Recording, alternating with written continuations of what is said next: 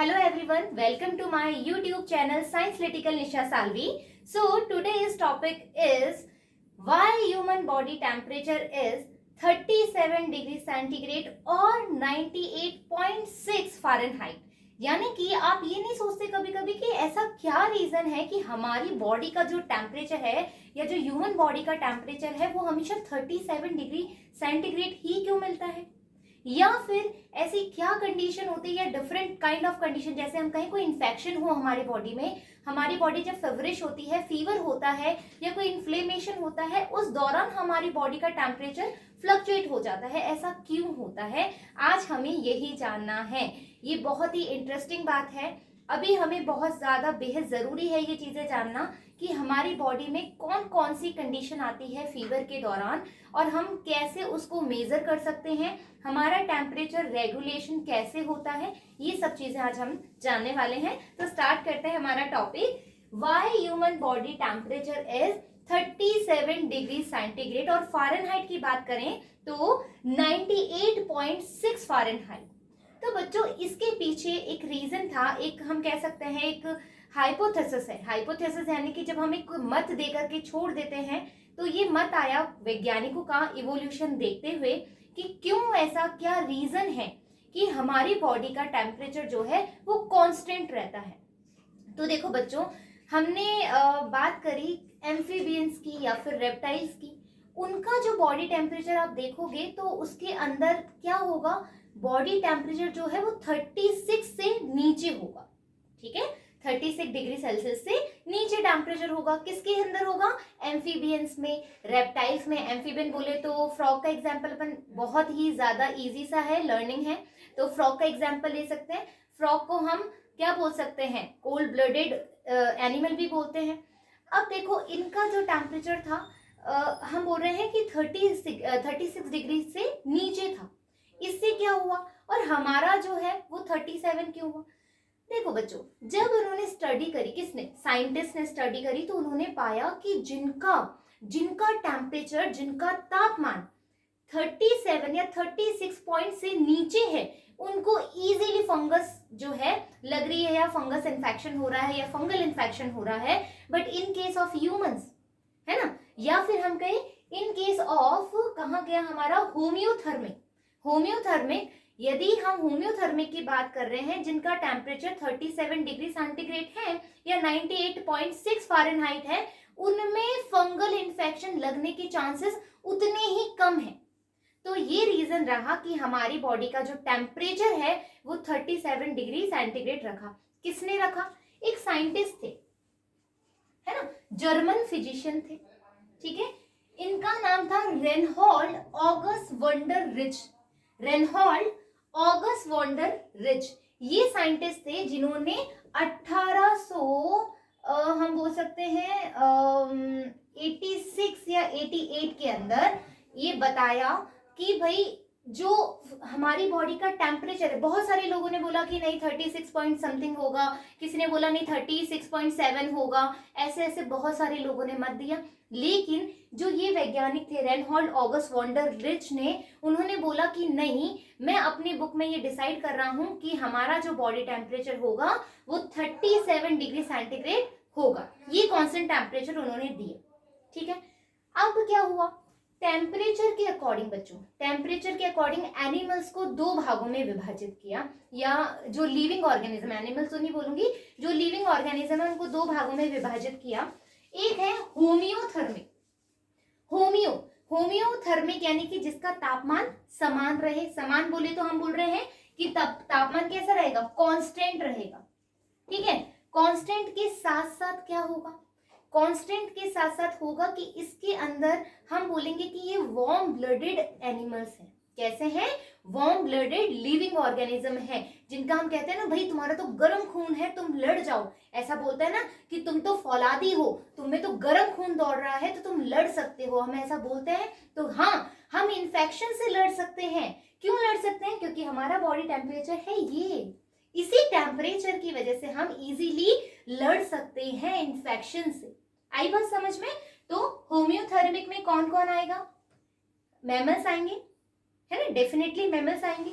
यदि हम, एक और है जिसको बोलते हैं पोइकिलोथर्मिक, पोइकिलोथर्मिक में हम बेसिकली बोलते हैं कि जिसका जो टेम्परेचर है वो एक तो डू नॉट कांस्टेंट नहीं होगा, यानी कि वेरिएटेड होता रहेगा। कोल्ड ब्लडेड एनिमल्स कहेंगे, जैसे कि फ्रॉग्स हो गया, जैसे कि हम क्रोकोडाइल हो गए, जैसे कि स्नेक्स हो गए, ठीक है, उसमें आएगा पोइकिलोथर्मिक। ये दोनों टर्म समझ में आ गए। Homeothermic we are include in it in case of poikilothermic, just like frog, just like snake, just like crocodile, they are included in it. अब क्या होगा, अब हम बोल रहे हैं कि टेम्परेचर में जो वेरिएशन है, टेम्परेचर में जो वेरिएशन है वो किस तरीके से देखे जाते हैं, कैसे होते हैं। तो फर्स्ट जो वेरिएशन होता है वो होता है फिजियोलॉजिकल वेरिएशन। फिजियोलॉजिकल वेरिएशन की बात करें तो कैसे, आप देखेंगे कि विद एज, है ना, हम लिख सकते हैं जैसे कि विद एज, ये लो, एज के साथ बात करें तो जैसे कि हमारी एज के जो पर्सन होंगे उनका जो टेम्परेचर होगा वो हमेशा मतलब कांस्टेंट होगा, है ना, 37 होगा। बहुत ज्यादा हम कहते हैं ना कि जो युवा पीढ़ी होती है उनका उबलता हुआ खौलता हुआ खून होता है, इसीलिए कहा जाता है ये लाइन। लेकिन इन केस ऑफ ओल्ड एज में आते आते हमारा जो बॉडी टेम्परेचर है वो क्या हो जाता है, लो हो जाता है। Is that clear? नेक्स्ट बात हम बोल रहे हैं इन वीमेंस या इन फीमेल। फीमेल का जो टेम्परेचर है ना, फीमेल्स में जो टेम्परेचर है, हम कंपैरिजन करें मेल्स की तो ये टेम्परेचर कम होगा। लेकिन इन केस ऑफ ओव्यूलेशन, ओव्यूलेशन का क्या मतलब है, जब ओवम को रिलीज करती है फीमेल, जब जो ओवम है उसको रिलीज करेंगी तो उस कंडीशन को हम ओव्यूलेशन कहते हैं। ओव्यूलेशन के दौरान इसी फीमेल का जिसका टेम्परेचर लो था हायर हो जाएगा, है, हाई हो जाएगा। Clear that? ये हो गया। इसके अलावा जैसे कि आप खाना खाते हैं, खाना खाने के बाद हमें हमारी मम्मियाँ कहती है या हमारे डॉक्टर्स कहते हैं कि तुम खाना खाओ एनर्जेटिक हो जाओगे। क्यों कहते हैं? क्योंकि जब हम फूड खाते हैं तो आपको पता है फूड से हमें एनर्जी मिलती है in the form of ATP, है ना, एटीपी हमें फूड से एनर्जी मिलती है तो हमारा टेम्परेचर हायर हो जाता है। यदि हम एक्सरसाइज करते हैं, मैं यूं कर रही हूँ, मैं दौड़ रही हूँ, उस दौरान भी हमारा टेम्परेचर हायर हो जाता है। ठीक है, तो ये कंडीशन कैसे होती है, फिजियोलॉजिकल वेरिएशन आता है। इन case of pathological variation, pathological variation जो होते हैं जिसमें हम कह सकते हैं कि कोई इंफेक्शन बॉडी में हो, है ना, तो इस कंडीशन में बेसिकली आएगा फीवर। क्या आएगा? इस कंडीशन में आएगा फीवर। फीवर में क्या आएगा, देखो टेम्परेचर हायर हो तो हम बोलेंगे हाइपरथर्मिया। यदि टेम्परेचर अधिक हो, हायर हो, तो उसको हम बोलेंगे हाइपरथर्मिया। टेम्परेचर लो हो तो हम बोलेंगे हाइपोथर्मिया। कौन कौन सी कंडीशन है मैम जिसको हम हाइपरथर्मिया या हाइपोथर्मिया बोल रहे हैं? देखो, हाइपर नाम से ही पता लग रहा है, जब अपना जो फीवर है ना, जैसे फीवर क्या, नॉर्मल बॉडी टेम्परेचर क्या है 37, लेकिन यदि अपन बोल रहे हैं कि जो टेम्परेचर है वो एक मतलब हम बोलेंगे भाई 98 से 100 जा रहा है ना, जब 98 से 100 जा रहा है बच्चों, तो उसको हम क्या बोल सकते हैं, अभी अपन डिग्री लगा लेते हैं, ठीक है, उस टेम्परेचर को अपन बोल रहे हैं कि हाँ नॉर्मल से थोड़ा हायर है। फिर अपन बोल रहे हैं यहाँ पर यदि 100 से 103 डिग्री है तो उसको हम बोल रहे हैं मॉडरेट टाइप का है, ठीक है, मॉडरेट टेम्परेचर है। लेकिन हम इसको बोलेंगे कि 103 से 105 डिग्री है तो हम बोलेंगे हायर टेम्परेचर है। और यदि अपन 105 से भी ज्यादा बोले टेम्परेचर को, 105 डिग्री से भी ज्यादा है तो हम इसको बोलेंगे हाइपर पायरेक्सिया। ठीक है, हाइपर पायरेक्सिया, इसको हम बोलते हैं हाइपर पायरेक्सिया। जब बहुत ज्यादा टेम्परेचर 105 डिग्री से ज्यादा, वो कंडीशन आती है हमारे डिजीज में, कोई इन्फेक्शन हो रहा हो, जैसे हम बोल सकते हैं मलेरिया। मलेरिया में तुमने देखा होगा बहुत ज्यादा शिवरिंग होती है बॉडी में और टेम्परेचर रेज होता है in the morning session, in the evening session, different duration में फीवर आता है, तो ऐसी कंडीशन हाइपर पायरेक्सिया की कहलाती है। आया बात समझ में? फिर हम बोलेंगे टेम्परेचर लो वाली कंडीशन कब होगी। लो वाली कंडीशन कैसे हो सकती है, जैसे कि हम बात करें हमारी जैसे अल्कोहल कंजप्शन वालों की, जो अल्कोहल मतलब जो हम कह सकते हैं ना सीधे सीधे लैंग्वेज में, जो शराब पीते हो या जो दारू लेते हो उनका जो टेम्परेचर है उस ड्यूरेशन में लो हो सकता है।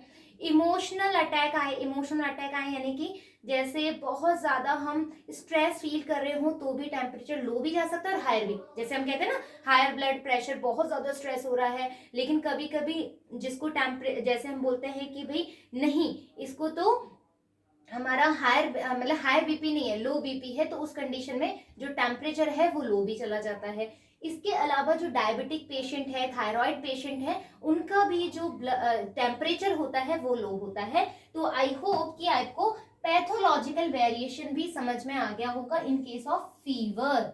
अब देखो इस फीवर को मेजर करने की क्या 3 तरीके हैं।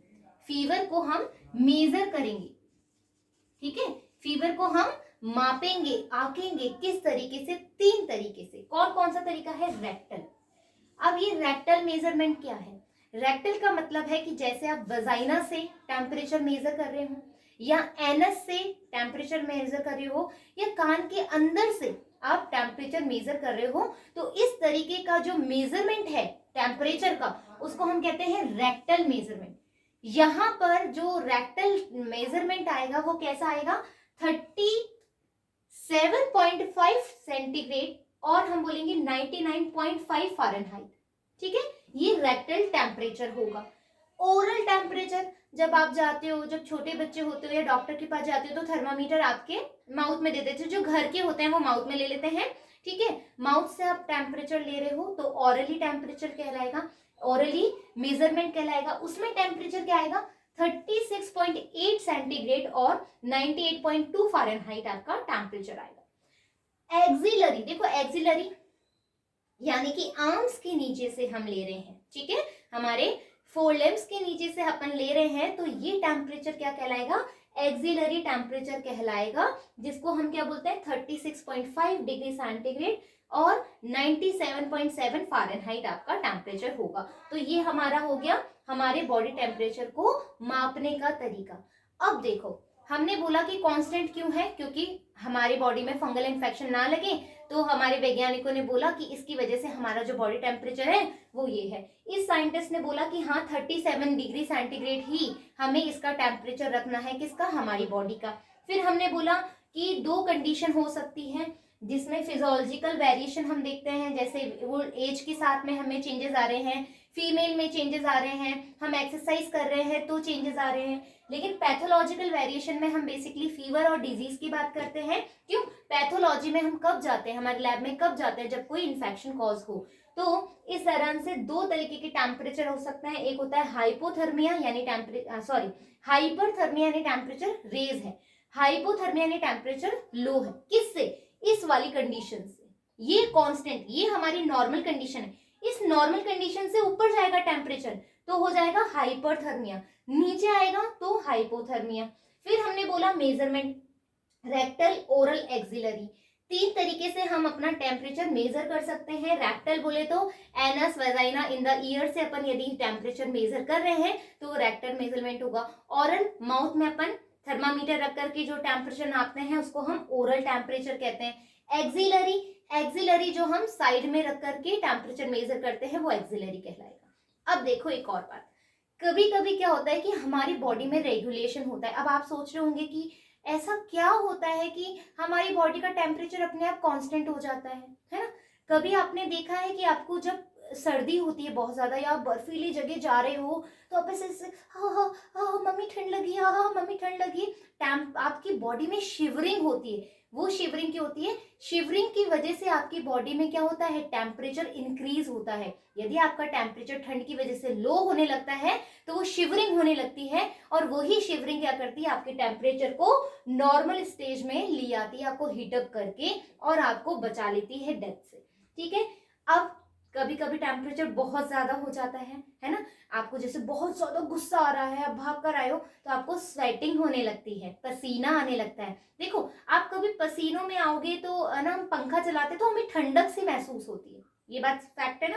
जैसे मैं बहुत तेज दौड़ रही हूँ और मेरे को पसीना आ रहा है, स्वेटिंग हो रही है, तो स्वेटिंग होने की वजह से यदि मैं थोड़ी ठंडी सी जगह जाऊंगी या किसी पेड़ के नीचे हवा चल रही है वहां रुक जाऊंगी तो मुझे बहुत ही ठंडक सा फील होगा। तो स्वेटिंग क्या कर रही है, रेगुलेट कर रही है। ड्यूरिंग जब हमारा टेम्परेचर रेज हो जाएगा तो उस समय हमें ठंडक कौन दे रहा है, स्वेटिंग। तो ये हमारी बॉडी है, जो ये बॉडी के कुछ मैकेनिज्म है, with the help of sweating, with the help of shivering, ये हमारी बॉडी टेम्परेचर को रेगुलेट करते हैं और नॉर्मलाइज रखते हैं उसके कांस्टेंट तरीके पे या कांस्टेंट लेवल पे। इसके अलावा अब तुम्हें पता है कि ये रेगुलेशन में हेल्प कौन करता है। तो रेगुलेशन में हम माने तो जो हमारा, आपको पता है ब्रेन पूरी बॉडी को बना के रखा हुआ है, क्या कोऑर्डिनेशन है इसका ब्रेन का, मतलब माशाल्लाह क्या ही कहें हम ब्रेन के बारे में। तो हाइपोथैलेमस आपने सुना, हाइपोथैलेमस हमें बहुत सारे ऐसे न्यूरोट्रांसमीटर्स देता है, न्यूरोट्रांसमीटर्स देता है, कौन से ऐसे संदेश देता है कि अब तुम्हारी बॉडी का टेम्परेचर क्या होगा, अब क्या होना चाहिए और कैसे होना चाहिए। तो आशा करती हूँ कि ये एक जो नया सा मैंने एक ट्विस्ट बताया है कहानी में कि क्यों हमारी बॉडी का टेम्परेचर 37 डिग्री सेंटीग्रेड ही रहता है, कैसे फ्लक्चुएट होता है, कैसे नॉर्मलाइज किया जाता है, आपको पसंद आया होगा। फिर मिलेंगे अपन एक नए टॉपिक के साथ, जब तक धन्यवाद।